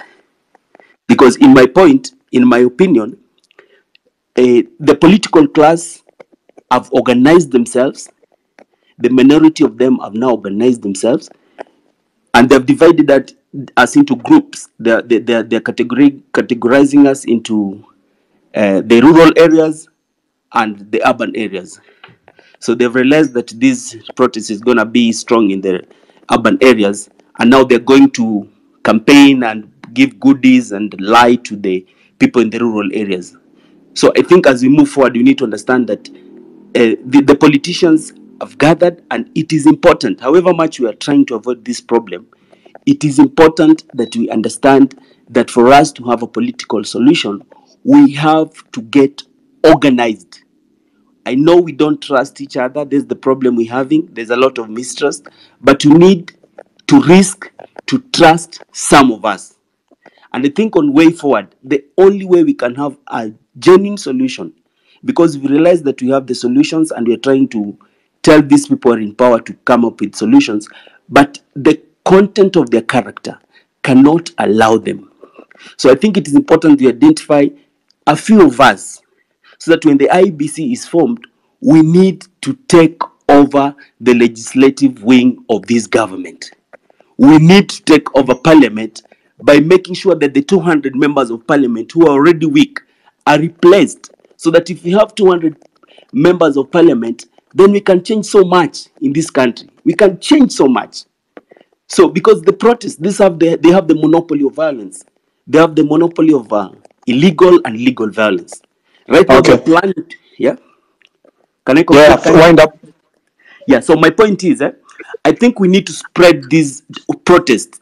Let's organize protests in the 47 counties, in the 290 constituencies, in the 1,450 wards.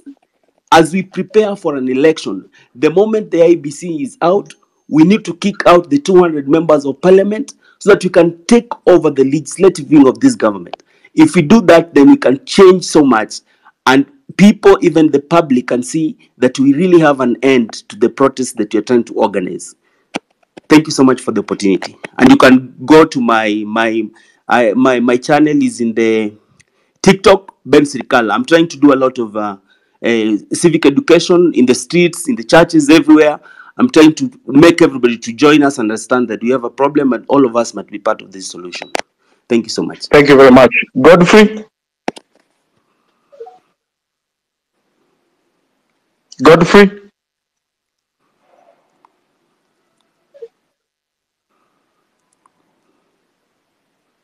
Shadi Oti?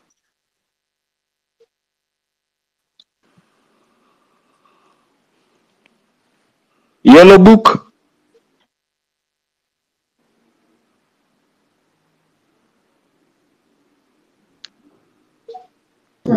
Hello guys, can you hear me? Yeah, speak. Okay, thank you very much for the opportunity. I'm just going to try to be as fast as possible just to air out my brain. So I'd like to thank the legal Aching for clearing the glass for maybe something I wanted to mention before. So I'd like to say that every system has can you hear me? I'm breaking. Hello. Hello. Yeah, go on, please. Okay, so every system has individual components with specific functions to perform, and we have done well so far. Kudos for our efforts. It's over time. Eventually, we are becoming smarter with time, but I feel like we're moving also slow. That's my naive point, but allow me to explain why. My great concern is that as much as we don't want to acknowledge it, we are playing a political game. Worse enough, we are against politicians. people who have a sense of humor while mentioning the cute networks. So our movement, it has caused a great shake, and it has resulted to response that none of us expected, actually, because they wanted to benefit, but only the political class is benefiting now. How are they benefiting? They are becoming united. Why are they becoming united? For their longevity. Because they are threatened, and they need to keep their jobs. So has it worked? Yes. For now, maybe. Is there a way it will fail? Yes. How? I'm going to give you my brief idea, which I don't know if people are going to agree with this, but we need a system. Sadly, a political system. Why? Because that is the game. Thanks to Aching for wiping our glasses again, clear. This is the reality we need to come into light with. Short term, we are in the streets, but long term, our previous generations and our future generations require us to effectively implement these Delulu ideas that we have. And eventually in the future, they want to see us implement these ideas. So we should we wait for the streets to win, to create a system? I don't think at all. I think we should start now. We need leaders, if not movers. We need to have a legislative arm, yes, our own, not really LSK. We need a communication team. I think that will be easy if we have a communication team and we have strategy after having a clear one vis-a-vis our demands. I think it will be easy for us to make these people understand what we really want. So Thank you very much. Thank you so much for the opportunity, and keep up the good work, guys. George. Yes, sir. Thank you so much, Eric. And Edgar, good to see you. Stay free, please. Maestro, I want to go back to something you said about 2 hours ago. That as we are fighting here on Twitter, there are people on the ground laying down foundations for the systems that we would want to effect the change that you are looking for. And I want to point out 2 things only about our seeds in agriculture and something Honorable Bogo said earlier on about vital organ transplants. And I want to give a very personal story about the vital organ transplants. My own mother has a cornea in her eye that was transplanted to her on the day that they were rejecting Miguna to come back into Kenya. If you remember that, back in 2018. That very day, my mother's cornea had arrived at the airport from Florida.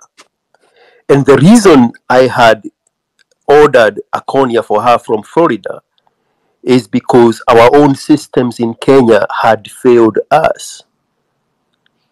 My mother had a cornea transplant from a cornea that was harvested and donated to the Visa Oshwa hospital in Rolesho, across the street from Sinyaru Street. And the problem with that is it's an Indian-run hospital, and they run these donations of vital organs, but they do not use those organs on Kenyan recipients. They send the premium vital organs to India. So when you hear somebody, and this is going to shock most of you, that They are going to India for heart transplant. They are going to India for kidney transplant. They are going to India for cornea transplant. Chances are those corneas are from Kenya. And so we wasted a lot of money on the first procedure on my mother because they gave us a very poor cornea. And now we had to repeat the procedure on my mom. When I went to Kenya in 2017, I found my mom had been blind for 3 years because that poor cornea did not work. So I worked with a doctor, professor of medicine, Professor Irako, and I told her, I want you to advise me. If it was your mother, what would you do? And she said, if it was my mother, I would get her premium cornea. And the premium cornea was in Florida. So we made arrangements. My mom needed some treatments to suppress some nerves that were growing on her eye. And when it was all clear, in March of 2018, around that time, the day Miguna was trying to come back to Kenya for the first time, she had a cornea transplant in the evening because the cornea was delayed at the airport because of the fracas of Miguna. And she was told, come back tomorrow at 10 o'clock. And I was on a video call with my sister as the nurse was removing the dressings on my mom's eye. And immediately she started seeing. After 3 years being blind. And I'm only saying this to point out what you said. There are people on the ground making systems work for us. And what Honorable Boko alluded to, as we are fixing things, we also need to fix the issue of vital organ donation and vital organ transplants so that we are not being short-churched. Our own people are the ones donating. Most of the time, and I'll tell you this, most of the time, you don't even know that your loved one who passed away had their vital organs harvested.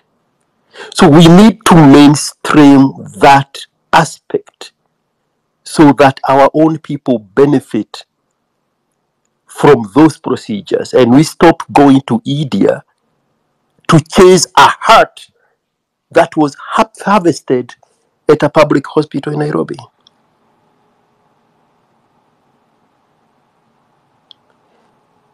Later on, in my pursuit for business, I formed a logistic company that deals with transportation of those same vital organs, the hearts, the kidney, the liver, the corneas. And so when in the comment section, when Honorable Bogo was saying a heart is about 33 million Kenya shillings, it's a little bit more like $1.5 million. But if we had those procedures done in Kenya, because you know it or you don't, those vital organs are being harvested from our loved ones that have passed on. That's an area we need to fix. Area number 2, very briefly, we have been talking for the longest time about the agricultural seeds problem. I only have 2 brain cells. Sometimes it's only one that is working. So when I see a problem, I immediately activate a solution. So instead of us talking about the problem of GMOs and Bill Gates and this, they are doing this to us. How about we create systems that work for us? How about we create our own version of a global seed vote for Kenya, for East Africa, for Africa. There is a known global vote, seed vote, that is in Norway by the Arctic Ocean. So we have those indigenous seeds. I saw you, Maestro, posting some very colorful seeds, including those of maize, that are indigenous to our sub-Saharan region. Those very seeds are the ones that the Mexicans are driving in the native Indian places of Mexico, because they are holding dear to their culture, their traditions, and their agricultural seeds. So those colorful corn, those maize seeds, that's what you would see in Yucatan region. I've been there. And when they are serving you food, like the tortillas, they would come in multiple colors. You know, coming from North America, you would think they put a color, food color on it. No, they are natural colors to the Yucatan Indians in that section of Mexico. How about we go back to when my grandmother was growing organic millet and sorghum and finger millet and dengu and jugu and dhuu, and then we have a vote where we are preserving those seeds for the future generations, so that when we need to replant, we are no longer victims of Bill Gates. We are supplying those seeds amongst ourselves from our own votes, dependent on the climate change, the climate sections of our Kenyan beautiful landscapes. Instead of being victims, let's be proactive and create food banks, seed banks for ourselves. And the reason I'm so insistent on lobby groups, special interest groups, it's because those special groups, if you are a farmer from the Rift Valley, if you are a farmer from Ukabani, where Jugu and Meji come, Dengu come from, then those farmers would form a special interest group that they can come together and lobby a member of parliament to push a bill in favor of their special interests, so that we are no longer victims of Bill Gates.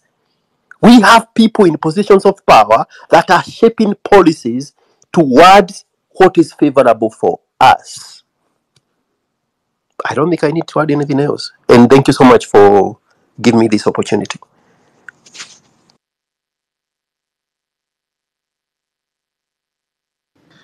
All right. Thank you very much. Cyprian, can you hear me? Yes, I can hear you.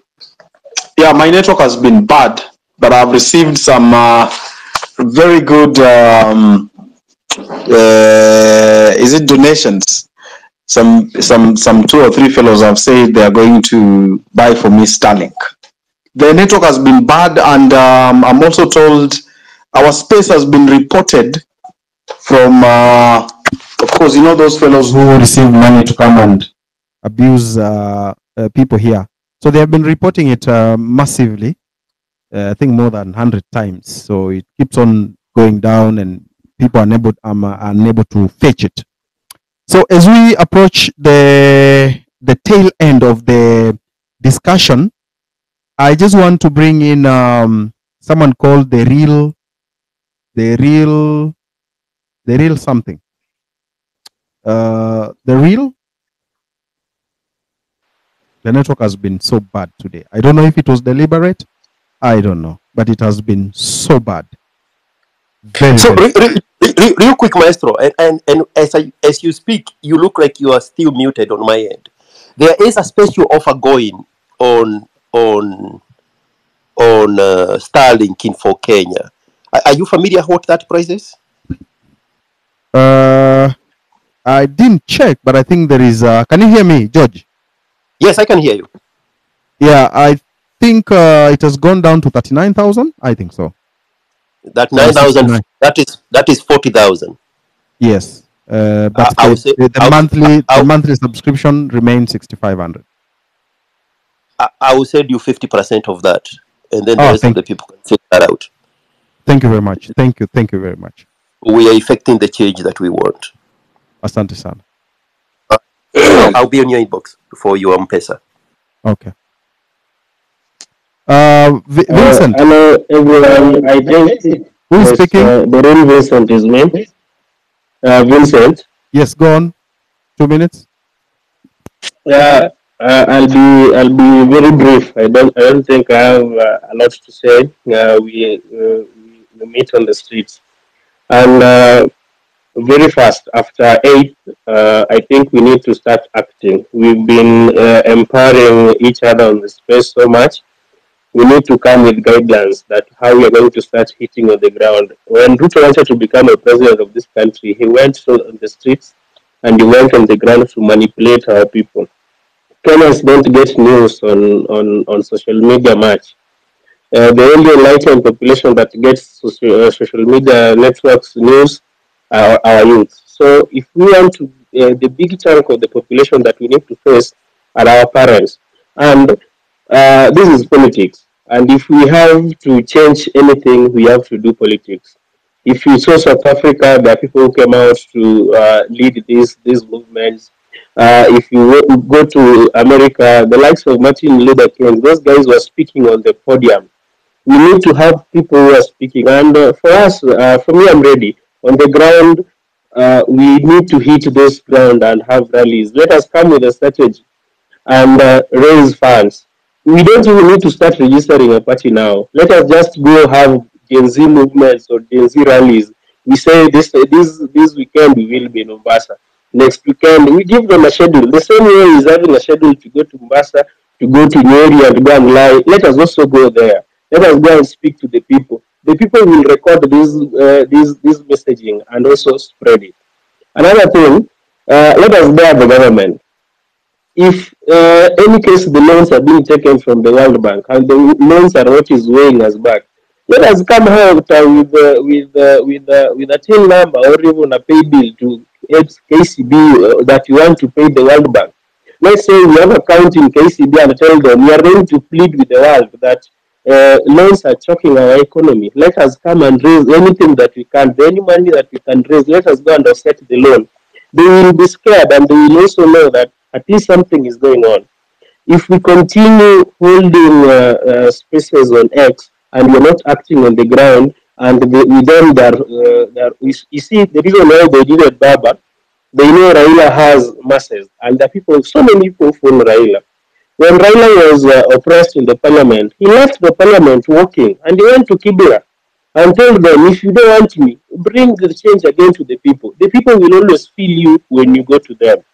Let us face this thing. Tusiogope tusiseme naneta to betray, naneta to betray. No, let's have the people who are courageous enough. We have enough young people outside here who can speak, who can address these issues. Let us go to the podium. Tuende tu kata Kamkunji, hata kina Raila walienda sijui U77, walienda Kamkunji. Wengine walienda Uhuru Park. Let us go somewhere and say, we are going to Kisumu this weekend. You will see, people will turn up and this movement will be a threat towards 2016 because the only thing we can do is vote at the ballot. The last thing, IBC, you see they're setting up IBC. We should also be ready on this other side. We are good in tech, we are good in mobilizing hosting servers, and we are also good in having a communication relayed from the villages. We will have each and every polling station having our people. We have our tallying center, we have our server backing all those things. And that is when we will have democracy leading in Kenya and we elect leaders who can deliver for us. That is the only submission I have for tonight. Thank you. All right. Thank you very much. Can you hear me, Cyprian? Yes, Eric, I can hear you. Am I clear? Yes, you are. Yeah, maybe I can give you 3 minutes. You say something, then we wind up. Okay. So it's been a very engaging discussion. and it was nice to get to hear everyone share their views, and we tried to pass the mic around as many times as we could, but the space appeared to have technical issues throughout, so we tried our best, and I hope as many of you got to express your opinions. So yeah, it's important to keep having such conversations and having such engagements. So let us hope that next time we get to have this conversation, we won't get to have too many technical issues. But all in all, it was engaging, and we got to hear some very insightful remarks. So thank you so much to everyone who joined, and have yourselves a good night. I think that's all. All right. Thank you very much. Can you hear me? Yes, yes. All right. So we have MC Njagi, who